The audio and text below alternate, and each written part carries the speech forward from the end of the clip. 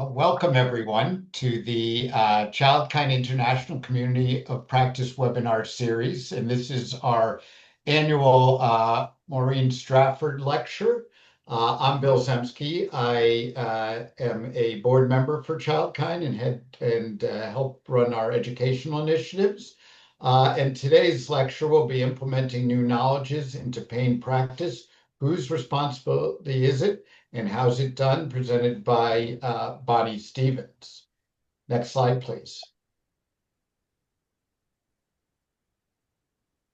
So I just want to say a few words about Maureen Strafford. I got to know Maureen a little bit, and clearly anybody who got to know and spend time with Maureen was truly blessed. She was a vibrant pain champion whose passion lives on in the work that we all do to improve humane care for children. She was a pediatrician, pediatric cardiologist, pediatric cardiac anesthesiologist, and a pain physician at Boston Children's and at Tufts Floating Hospital for Children. She was a pioneer in the recognition of the importance of sedation for pediatric procedures to avoid developing the trauma that often accompanies repeated painful procedures. Later in her career, she focused on mindfulness training in children, not only for pain, but to maintain health and balance as well. Her focus on humanism and medicine led her to be a prime mover in the development and the spread of the white coat ceremony, which is now used in most medical schools around the country. And anyone who spent time with Maureen just knew the amazing energy, humor, and passion that kind of oozed out of her. She just was an amazing person. And so we're privileged to honor her with this lecture today. Next slide, please. So ChildKind, for those of you who don't know, is dedicated to improving pediatric pain care globally. We recognize institutions that aspire to excellence in pediatric pain management, and we also host an open access resource library. You can certainly find more information on our website, and if your institution is interested in becoming ChildKind certified, we certainly encourage you to reach out to us to learn more. Next slide, please.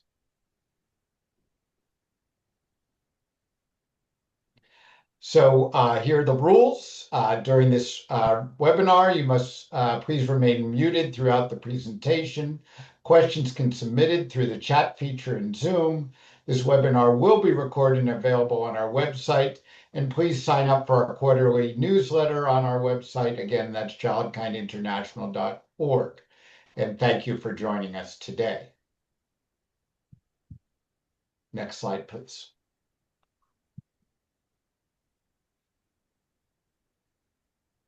So it's my absolute privilege to introduce my good friend Bonnie Stevens, who I consider the true queen of pain. I can even imagine Bonnie and Tiara holding her throne. But Bonnie is a professor emeritus at the University of Toronto and a senior scientist emeritus at the Hospital for Sick Children. I must say, I haven't seen her really transition to that emeritus role because maybe other than getting paid, she seems to continue to be working as hard as ever, advancing the work that she does to translate knowledge into practice in pediatric pain. Her research is focused on procedural pain prevention and treatment in hospitalized infants and determining the effectiveness of novel implementation strategies for integrating new knowledge in pain practices. And behind the scenes, she, along with our administrator, Meredith Trent, are really the engines that keep ChildKind moving forward and keep us on task. So I'm delighted to welcome Bonnie to speak to us today.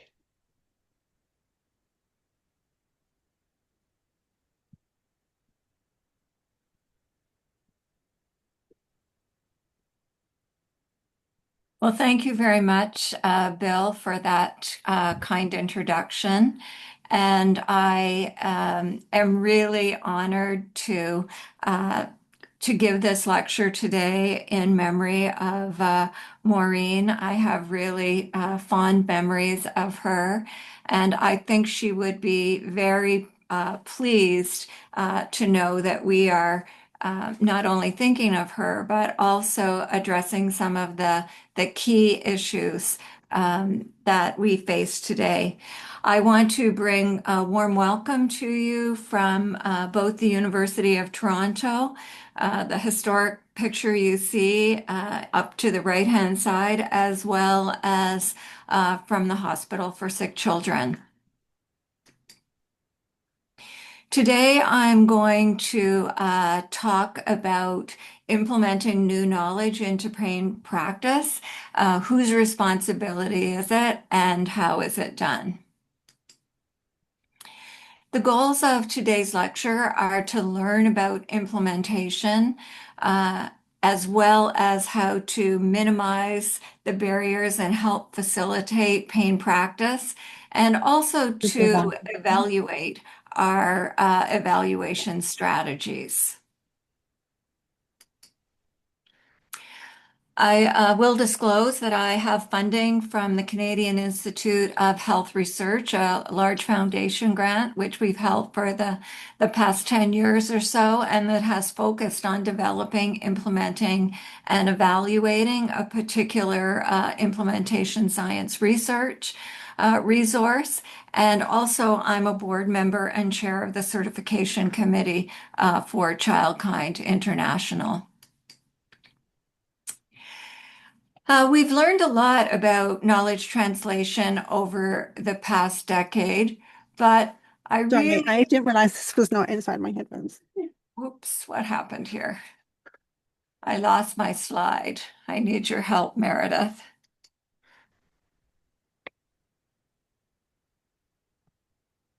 Uh, I'm still seeing the slides. It says an example. Okay, Yep. I think we're okay now. Sorry, Mhm. sorry about that. No, that's okay. So we've learned a lot about knowledge translation over the past decade or so, but do we really know what it is? I thought it might be helpful if I could provide an example for you to think about as we move through the talk today. So, if, for example, you're a new person at an organization and the new CEO was told that pain is not well assessed or managed and that parental satisfaction was low. Her initial evaluation is that staff received little education about pain and lacked the motivation to change. So you have been asked to develop an organizational knowledge translation strategy to address these issues.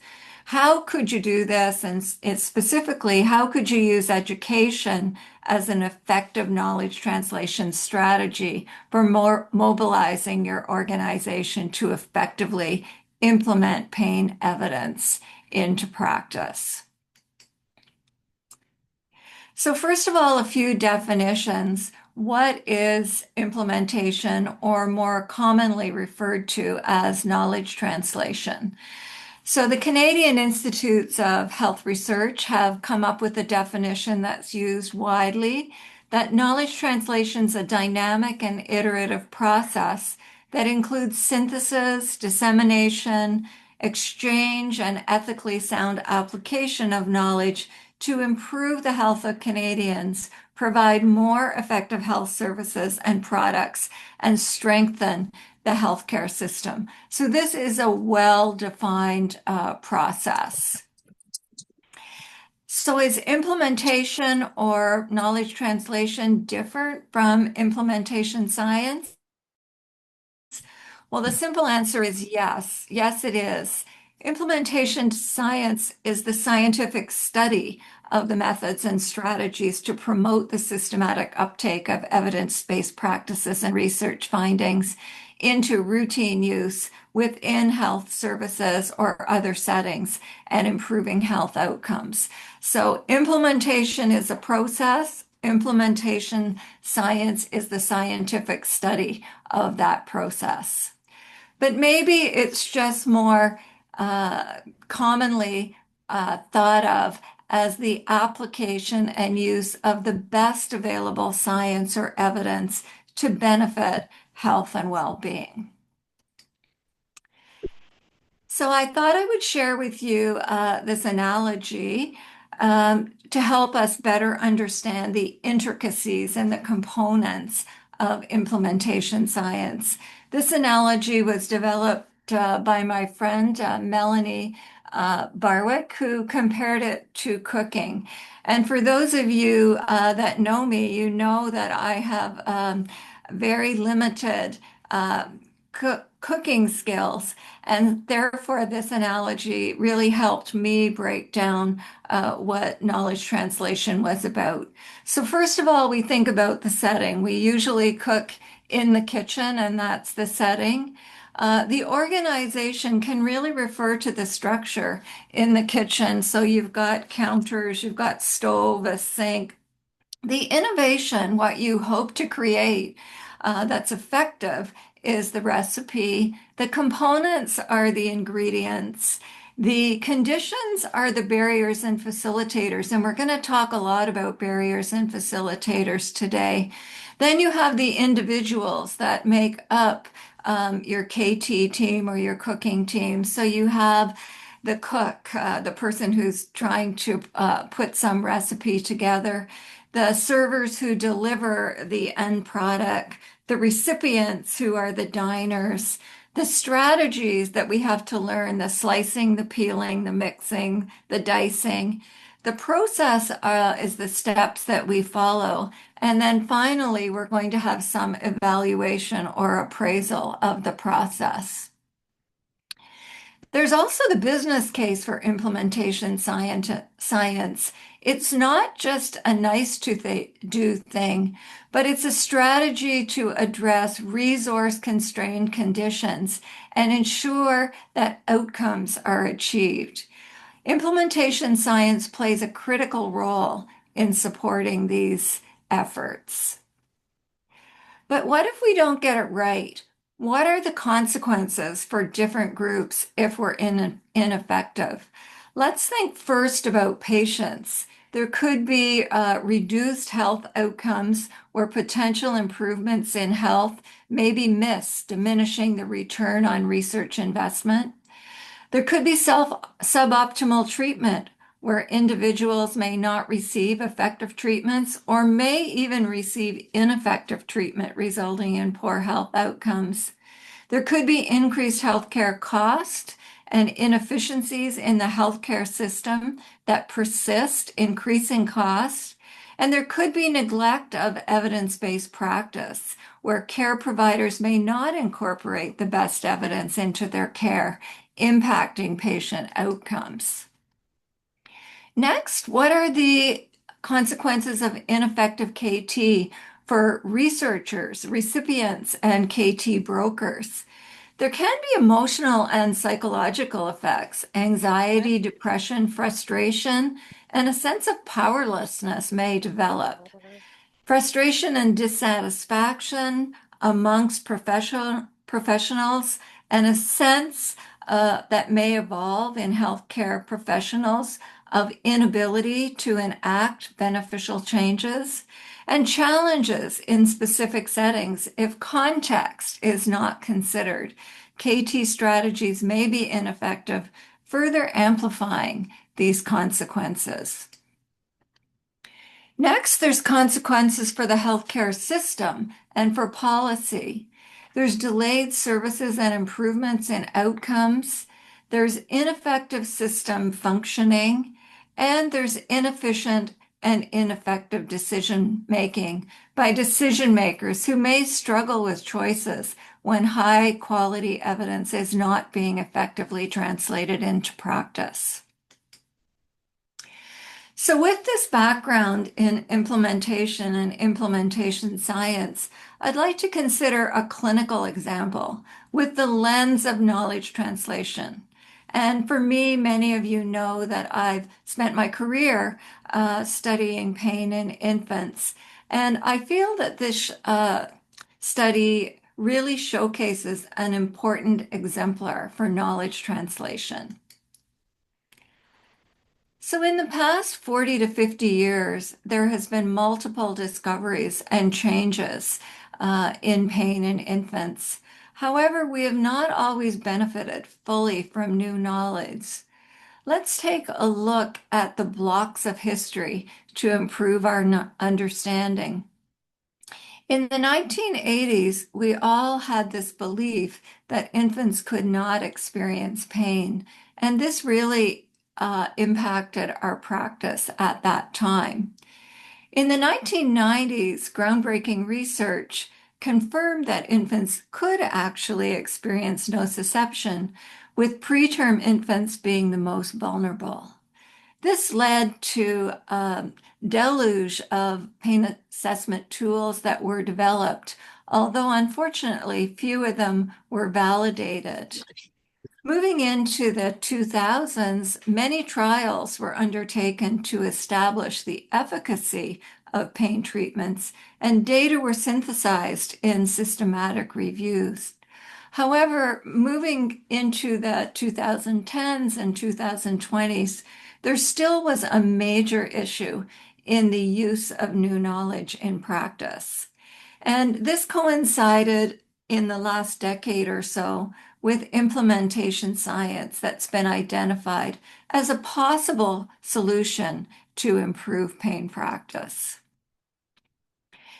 Pain in hospitalized infants is largely due to skin-breaking pain for painful procedures for diagnostic and treatment purposes.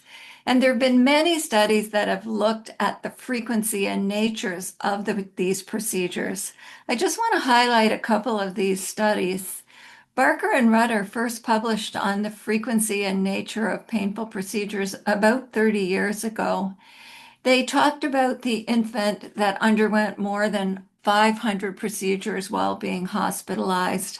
And these procedures were largely made up of heel lances, followed by suctioning and intravenous cannula insertion. Their conclusion was that we definitely needed a reduction in the number of procedures, modifying them, or providing adequate analgesia that could relieve some of the pain and distress. 20 years later, Cruz reported on the results of their synthesis of epidemiologic studies during the first 14 days of life. They found that the average number of painful procedures ranged between 7 to 17, with the most frequent, again, being heel lance, suctioning, and venipuncture, and insertion of venous catheters. Both pharmacological and non-pharmacological approaches were inconsistently applied, and their conclusion was that painful procedures were performed frequently and often with inadequate pain management. Organizational factors began to be recognized, and it was felt that these could be modified to promote a context of care more favorable to pain management. And most recently, Mariana Bueno reported on a recent scoping review that was done 30 years after the Barker and Rutter study and almost a decade after the Cruz study. Unfortunately, the average number of painful procedures per neonate per day was still around 7 or 8, with a range from 2 to 17. The frequency of painful procedures in more recent studies was reduced, but it was not significantly significant. The conclusions of this group were that heel lance and needle-rated procedures were the most common and did not change over time. And procedure-related treatment was suboptimal and inconsistently reported. At the same time, there's also been much research on the immediate and long-term effects of pain on the preterm brain. This is just one study by Brumelt that has received significant attention on brain development. And the conclusion here was that early procedural pain in very preterm infants may contribute to physiologic instability, pain processing, and impaired brain development in later life. We've also learned about the effects of pain and stress on behavioral outcome. And you can see here that pain and stress in the young infant can have negative effects that do last over time, can be stressful for children, parents, and untreated pain can lead to anxieties, fears, needle phobias, and increased sensitivity.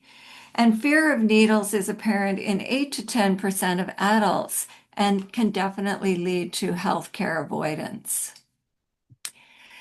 In light of all this evidence, there's also no shortage of systematic reviews on the effectiveness of pain treatment and strategies. I won't go through this, but you can see in the last 5 to 7 years, there have been many systematic reviews on neonatal pain treatments. So, what is the problem?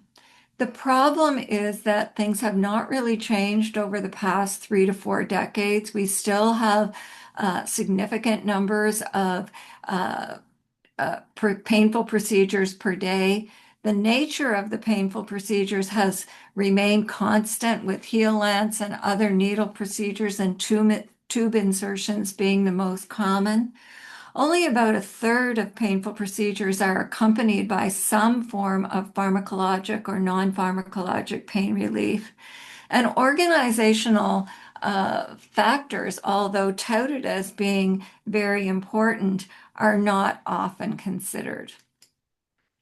So, what are we going to do about all of this? One solution is to consider what we've learned from implementation science. What are the important elements that we can apply to this problem? So, these are the core elements of implementation science.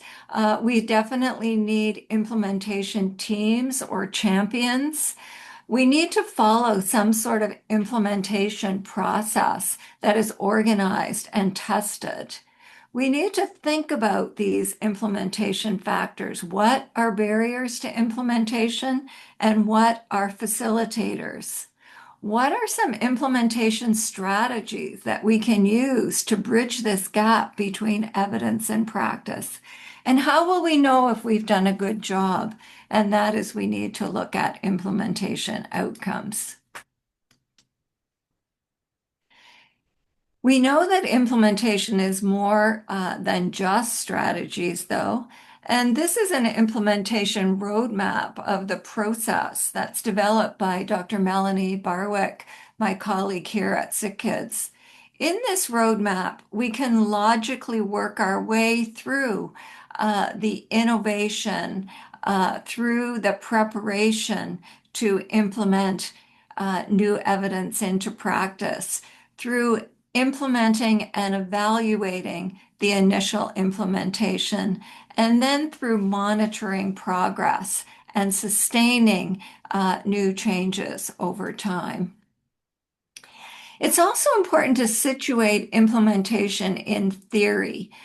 This is the consolidated framework for implementation research, and it's based on 19 implementation theories and 39 constructs and subconstructs under 5 major domains thought to be important for implementation. And if you look at this, you can see that the thing, the innovation, the intervention is central, but we also need an implementation process that involves teams assessing needs, assessing context, planning, tailoring, engaging, doing, reflecting, and evaluating. We also need to think about the settings, the inner setting. In a hospital, this might be the hospital ward where the patients and families are, where their children are receiving care. And then there's the outer setting, the greater hospital environment or the greater society. And then we need to think about the individuals that are affected. We have the patients, we have the care providers, we have the decision makers and the policy makers. Although our emphasis is really on organizations, and that's what I'm really wanting to focus on today, organizations are comprised of individuals, and we need to go back to the cooking analogy to think about individuals. I realize that when I think of cooking, have minimal knowledge about cooking. My attitude toward it is poor. I never really agreed to cooking dinner every night for the rest of my life, so I'm resentful that I find myself in that situation.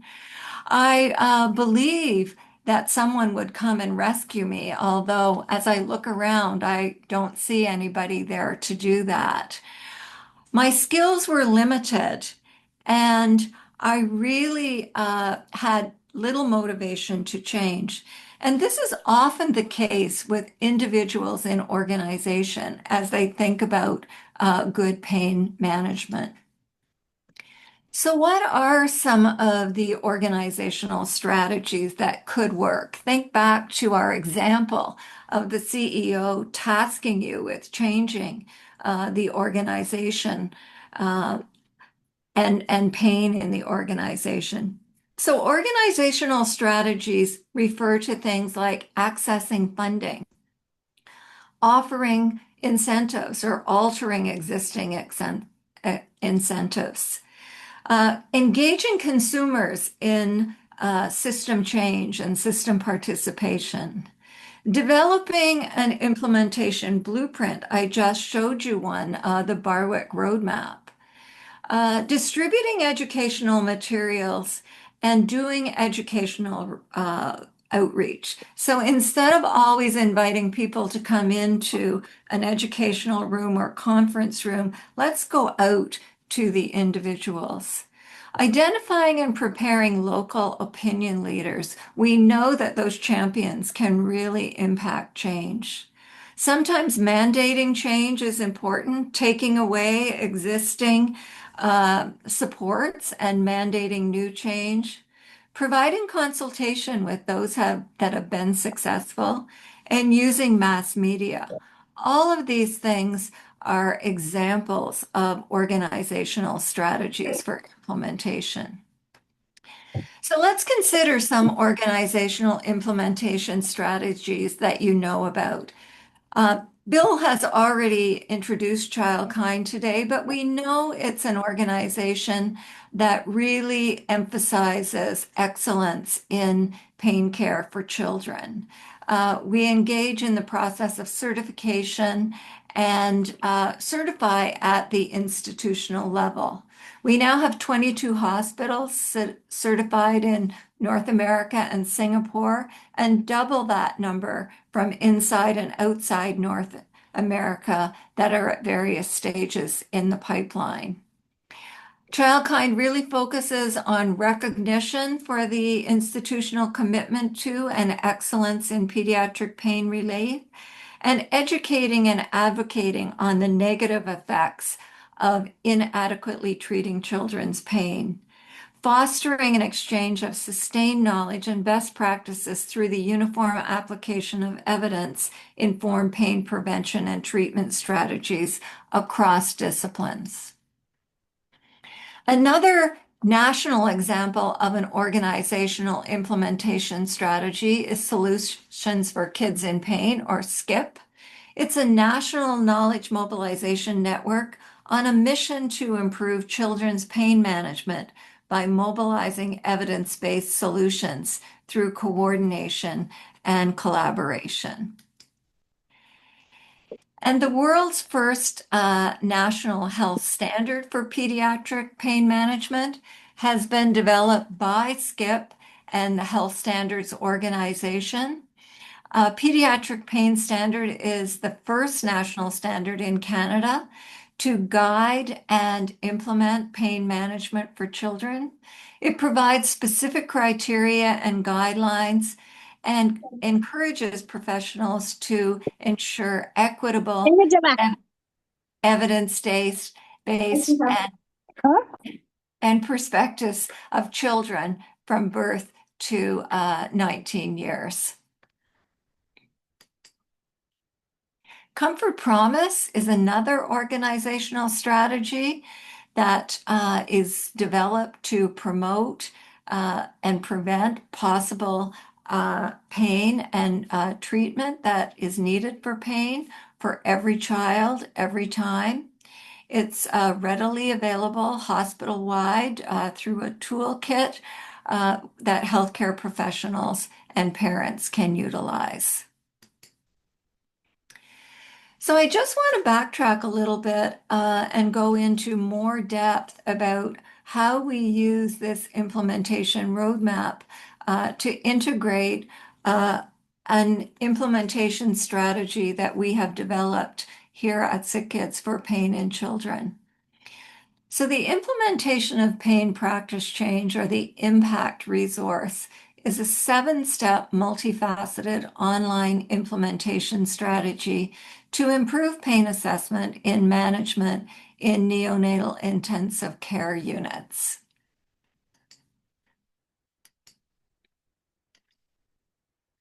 I'm just going to briefly go through each of these 7 steps with you. So the first step is really about developing a change team. This is your team of experts, your champions, your influencers, and it's really important to develop a team that is going to have cachet, if you will, with those that are going to implement the change. The second step is really about looking at implementation readiness. We all know that it's very difficult to implement change if people aren't ready for it, for the change, or are against the change. So it's really important to address this whole question of readiness. In the third step of impact, it's important to determine where we're at in terms of our current pain practices. People always think they're further ahead than they are. So it's important to do an audit to situate where we're at with our current pain practices. Once we've done that, the goal is really to select a strategy to move ahead with, and then define a very specific aim statement to increase the documented use of a particular pain scale, for example, with painful procedures from 20% to 50% over the course of the next few months. In impact, we have very specific changes that are associated with pain management or pain assessment, and there's evidence-based strategies in all of that support all of these different practices. In the fifth step of impact, we ask teams to change their team. And here they can select many different tools, change tools. There are things like ready-to-go presentations, how-to steps. There are different computer-based opportunities, badges, all kinds of different things that they can choose, reminders, posters, etc. And we encourage them to choose as many as they would like to use. They then implement these over a period of time, and then we come back to step 6, which is asking them to audit their pain practices again. So step 3 is an audit where we establish what the baseline practices are. Step 6 is the same audit, but it's done after the implementation of the strategies to see where we've gotten to with our aim. And step 7 is the activity review, where we really review the implementation process and make changes to it in order to provide information for entering the next cycle of change. So I'm not going to go into a lot of the results of impact because it's in a publication that I will highlight at the end. But I just wanted to let you know that when we looked at the intervention effectiveness, the clinical effectiveness of impact. We saw that for units that successfully were able to implement, that they decreased the number of painful procedures per day. They also were able to increase pain assessment and pain treatment, which was something that has been a notorious problem over the years. We also integrated the clinical outcomes and the implementation outcomes. So, for example, those units that considered impact feasible to implement and did it with fidelity, they did it the way that it was intended to be implemented. There was a definite significant impact on decreasing the number of painful procedures and improving or increasing the use of validated pain measures with the procedure, as well as evidence-based pain management strategies. We also conducted focus group interviews with the 23 NICUs that were in our randomized control study to determine the strength of both the facilitators and the barriers at each site. And the sites that had more facilitators, the bars in pink, than barriers, which are the blues, had better implementation outcomes. So in this study, it was a hybrid implementation design. We looked at both the intervention effectiveness as well as the implementation effectiveness and integrated those outcomes. So the key message from our research was that impact demonstrate clinical and implementation effectiveness, and NICUs that found impact feasible and implemented it with intervention fidelity had better outcomes. So what have we learned through all of this? Well, we learned that sometimes even though there's breakthroughs, there's no follow-throughs, and this is not a new message. And therefore, we need to know more specifics. We need to know who needs to do what differently, when and where, and what are the barriers and enablers to address. How can we tailor strategies that best address the facilitators and the barriers? So some of the key steps for designing organizational KT interventions are to understand the context. You've heard me talk a lot about context today, but a real way to really understand what barriers and facilitators are is to engage individuals, do interviews, do focus groups, hear what people have to say. To engage stakeholders, to include users right from the beginning. Don't develop your intervention and then ask them. Engage them right from the beginning and undertake a gap analysis or needs assessment. What are the most glaring needs that need to be addressed? The next thing is we need to select intervention components. It's really important to create user-friendly tools. Anything that's complicated and time-consuming is unlikely to be used. To try and think of those theories and frameworks to guide the design and select some of the intervention components.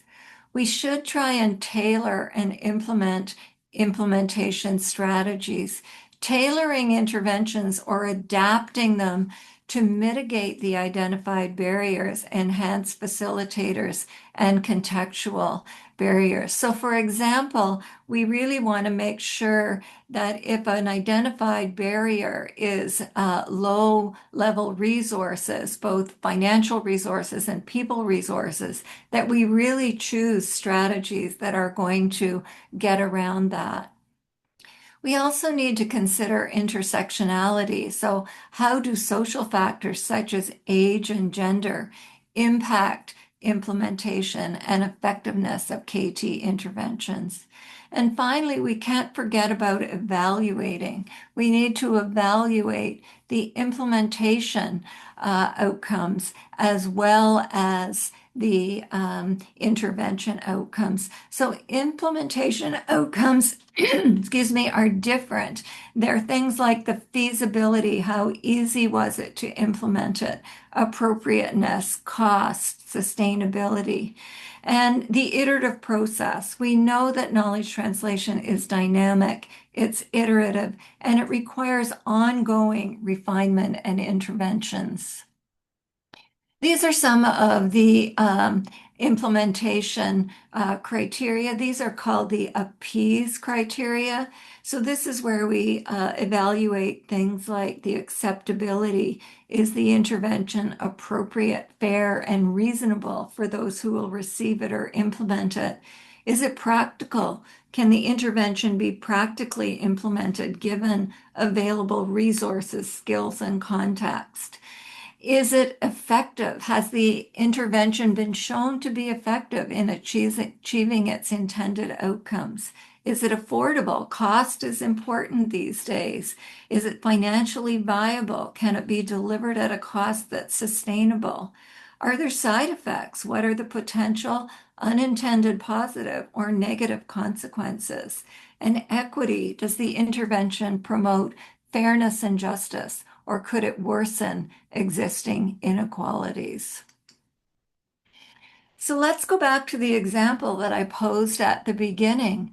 This is where the new CEO really wanted to address the issue of pain and wanted to look at education in particular because she felt that the staff lacked motivation to change. So let's look at what some of the organizational knowledge translation strategies we could look at here. We can think about the needs and gaps, again, conducting a needs assessment or gap analysis with the staff. We'd ideally like to do this right at the beginning and ask staff about what the perceived knowledge gaps would be. We need to bring attention to the problem. Do the analysis of the current pain situation, for example, the frequency of procedural pain with inadequate pain management. Is that something that people know about?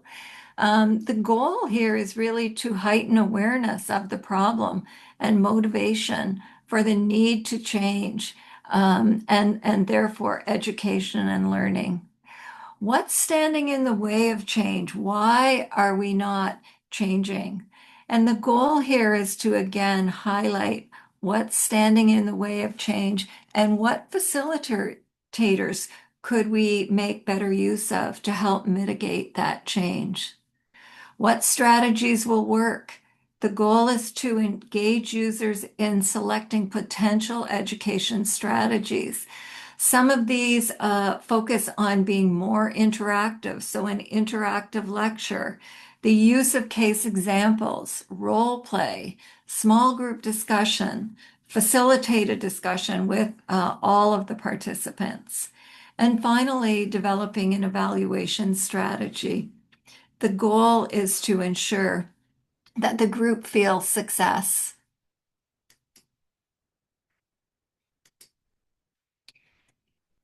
And so I'd just like to conclude by saying that implementation of new knowledge is complex and multifaceted. If it was easy, we would do it. And you can see over decades, we've been very slow to move forward. We have made progress, but there's much more progress that we can make. My belief is that we need to shift the paradigm of responsibility from the individual to the system or the organization for pain relief. I think if we stay mired in demanding that individuals will change without the institutional support, that will not work over time. We need to engage multiple partners, including healthcare professionals, managers and administrators, parents, children, families, in implementation solutions. They all have valuable contributions that can really help us change the landscape. The implementation context is crucial. We can tailor strategies based on the barriers and facilitators, but we really need to think about how that is and really work with our partners to do that. And we need to successfully use implementation science. We have a whole science now that really can help us to enhance pain practice outcomes. So we've spent the last decade or so doing research on our implementation strategy impact. You're definitely welcome to contact us to learn more about this through any of these modes, the QR code, the emails, etc. We also have published both our protocol as well as the results, the clinical results. We have 3 more publications in the pipeline, which hopefully will be out in the next year or so. I'd like to acknowledge the CIHR Impact Resource Research Team. Many of these individuals are known to you. My guess is some of them are on the call today, as well as funding from the Canadian Institutes of Health Research. These are the participating NICUs across Canada who helped us do the research over the past several years to really develop this implementation strategy. And of course, the parents and the children and caregivers who generously allowed us to include infants in our research. So I'd like to thank you very much for your attention, and I'll turn this back over to our host, Dr. Zemsky. Thank you. Thank you, Bonnie. That was great. If our audiovisual person could take the slides down now. I think that's also you, Bonnie. Bonnie is multi-talented. Oh yeah, I'm a bit afraid if I click stop sharing here, will that do You it? can do it. Yes. There we go. Perfect. So thank you very Okay. much. And again, go ahead and if people have questions, please put them in the chat. I guess, Bonnie, my question would be, a lot of the work you have shown about knowledge translation is happening somewhat, in bigger organizations. If you were just getting started, what would be the kind of first, I know you provided the pathway, but is there anything folks from small organizations need to think about as far as knowledge translation, or doesn't matter size, shape, or anything? Well, I think of the process of knowledge translation as dynamic. So it's not linear. We don't have to follow these steps that I've outlined for you today in a linear manner necessarily. So I think you start where the strengths are. And what I would suggest is really looking for the champions, like who are the individuals who really have the ability to champion change within an organization? Is there someone that has this built into their job description, for example? So often people want to make changes, but they have difficulty because they have no resources, they have no time, they have no support. But if there is an individual or a small group of individuals that this might be within their mandate, I think that is a really good place to start. Great. Thanks, Bonnie. There's a comment in the chat that I'll go ahead and read, and then a question at the end of it. Amanda de Chastain says, thanks very much for this really informative presentation. It's mind-boggling to me that 30 years ago, Barker and Butler recommended improved procedures to reduce the number of painful evokes, and you 30 years later discovered neonates are still experiencing as many pain procedures as they were then. Are there physicians or other healthcare providers working on how these procedures could be adapted so fewer pokes are required? Is there international collaboration on trying to bring change on the front line to implement changes recommended 30 years ago? Yeah, I think that's an excellent question. Thank you very much.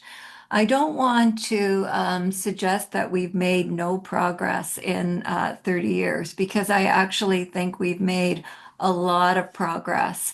The issue is that the progress is not consistently enjoyed across settings. So we have some settings and some geographic locations where there's been great progress made to decreasing the number of painful procedures, the number of pokes that babies get, the number of times they have tubes inserted, those kinds of things. So there are great examples where we've made great progress. But unfortunately, there's other examples where we've made little progress and we really haven't been able to change. So I think the whole idea of how we can work with partners internationally to come up with standards around pain, I think will really, really be helpful. Great. Thanks, Bonnie. I think the other thing I would just comment on is I think, one of the, preventing procedures or reducing numbers of procedures is really important as part of this. And I think it's imperative that we think about those issues as well. Do we really need this test? Is this going to change clinical practice? And sometimes, yeah, I think we've done better with that. So, we don't standardly wake up babies or children at 4 a.m. to get their daily blood draws. That doesn't happen anymore. But I think there's still work on that end of just not doing procedures that really don't need to be done. Yeah, definitely.